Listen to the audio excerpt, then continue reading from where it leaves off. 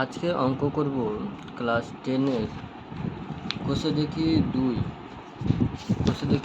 এর দেখো কোষে দেখি 2 এই কোষে দেখি 2 এর প্রয়োগ 34 নম্বর অঙ্কটা করব। দেখতে পাচ্ছ প্রয়োগ 34 বলেছে সমাপিসি 6,20,000 টাকা বার্ষিক 5% সরল সুদের হারে তিনটি ব্যাংকে যথাক্রমে 2 বছর, 3 বছর এবং 5 বছরের জন্য এমনভাবে জমা রাখেন যাতে তিনটি ব্যাংকের মোট সুদের পরিমাণ সমান হয়। সমাপেশী কোন ব্যাংকে কত টাকা জমা রেখেছিল হিসাব করতে বলেছে। এই অঙ্কটা করছি, দেখো।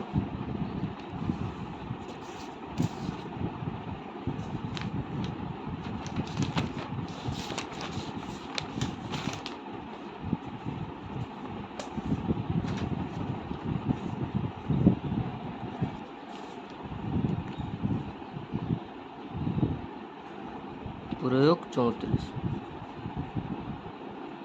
পেজ কত? পেজ 44।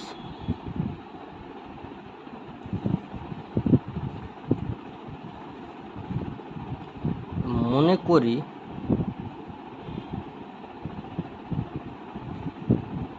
প্রথম ব্যাংকে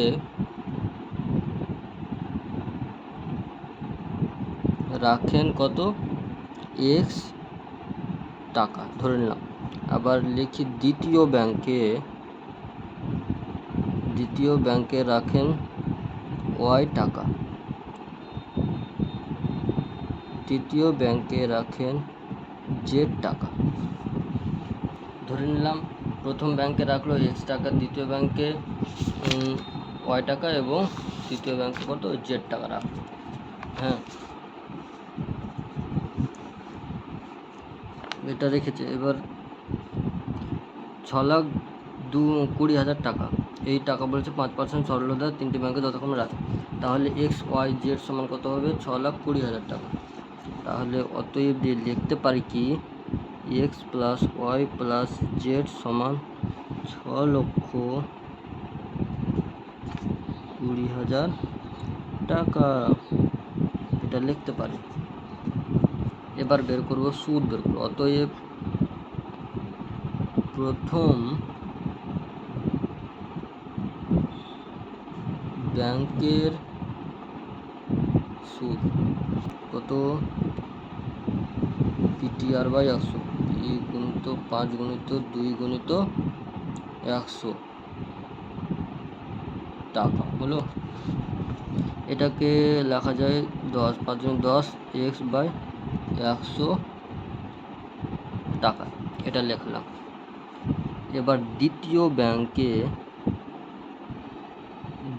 ব্যাংকের সুদ কত হবে? ওয়াই গুণিত 5 গুণিত 3 হবে, 3 বছর জন্য রেখেছিল 100 সমান এখানে কত হবে? 3 5 15 ওয়াই বাই 100 টাকা হলো। এবার তৃতীয় ব্যাংকের সুদ কত হবে? জেড গুণিত 5 গুণিত 5 বাই 100 সমান হচ্ছে 25 জেড বাই কত? 100 টাকা। এটুকু বুঝতে পারলে সবাই?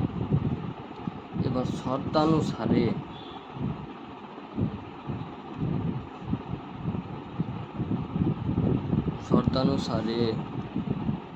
এই পুরোটা সমান সমান দিয়ে লিখবো, মানে 10x বাই 100 সমান তিনটা ব্যাংকের সুদ কিন্তু সমান হবে বলেছে, এখানে সুদের পরিমাণ বলেছে, দেখো সমান হবে বলেছে। তিনটে ব্যাংকের সুদের পরিমাণ সমান হবে, তার জন্য সমান করে দেবো। তো 10 বাই 100 সমান 15 ওয়াই বাই 100 সমান 25 জেড বাই 100, এটা হলো। এই 100 কেটে গেল, তাহলে এখানে বাই 10x সমান কত? 15 ওয়াই সমান 25 জেড পেলাম। এখান থেকে কাটলে 2x পেলাম, এখানে কত পেলাম? 3y পেলাম, আর এখানে 5z পেলাম। এবার এটা সমান ধরি কে ধরে নেবে, কে ধরে নিলাম, এটা কি ধরলাম, ধরি কেটা কি একটা ধ্রুবক, তাহলে এটা সমান এটা লিখবো। তাহলে x সমান কি পাবো, k/2 পাবো, আর y সমান কত পাবো, k/3 পাবো, আর z সমান কত পাবো, k/5 পাবো। এটুকু পেলাম। দেখো প্রথম থেকে দেখো, প্রথম ব্যাংকে রাখেন x টাকা, দ্বিতীয় ব্যাংকে y টাকা, তৃতীয় ব্যাংকে z টাকা। তাহলে x y z সমান করলাম যত টাকা ছিল 6,20,000 টাকা। এবার প্রথম ব্যাংকের সুদ কত হলো, কত বছরের জন্য রয়েছে, 2 বছরের, তো ওয়াই ব্যাংকে 3 বছর এবং জেড ব্যাংকে 5 বছরের জন্য। PTR/100 করলাম। তারপরে তিনটে ব্যাংকের সুদ সমান বলে দিয়েছি, সুদ বের করেছি তার জন্য সমান করে দিলাম। তাহলে এখানে সমান কে ধরে নিলাম, কেটা হচ্ছে সমানুপাতিক ধ্রুবক, তাহলে x y z পেয়ে গেছি। এবার দেখো দেখুন খুব সহজে অঙ্কটা করিয়ে দিচ্ছি। দেখো x plus Y plus Z সমান কত, 6,20,000 হলো। বা x এর মান জানি, y এর মান জানি, z এর মান জানি।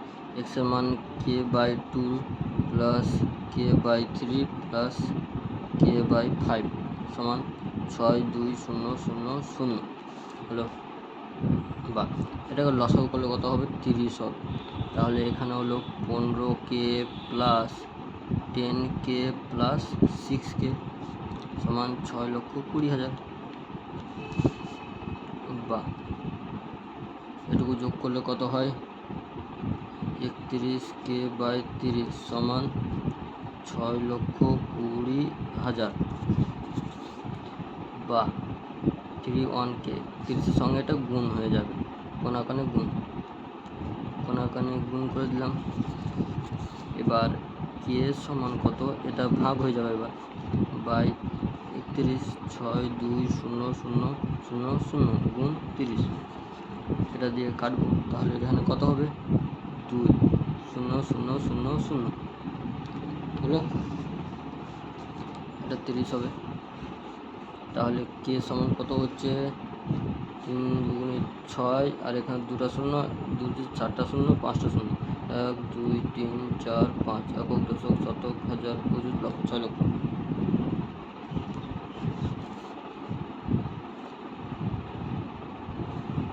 তাহলে x সমান কি পাবো বলো তো, x সমান জানি কি k/2, তাহলে k এর মান কত, এটা বাই 2 করলাম, তো কত হচ্ছে 3, আর কত শূন্য, 5টা শূন্য, 2 3 4 5, এত টাকা। এবার x y সমান কত হবে, 6, এটা k/3 হবে, কাটাকাটি করলে 2,0,0,0,0,0 টাকা। z সমান কত, 6,0,0,0,0/5। তাহলে এখানে কত হবে, 12, 1 2 3 4, একক দশক শতক হাজার অযুত লক্ষ, একক দশক শতক হাজার অযুত লক্ষ, এত টাকা। এটা হচ্ছে উত্তর। এক্স ওয়াই জেডে কত টাকা করে কী পেয়ে বলেছে, যে কত টাকা করে জমা রেখেছিল পেয়ে গেলাম আমি। কত টাকা করে জমা রেখেছিল, এক্সে এত টাকা, ওয়াইয়ে এবং জেডে এত টাকা করে রেখেছিল।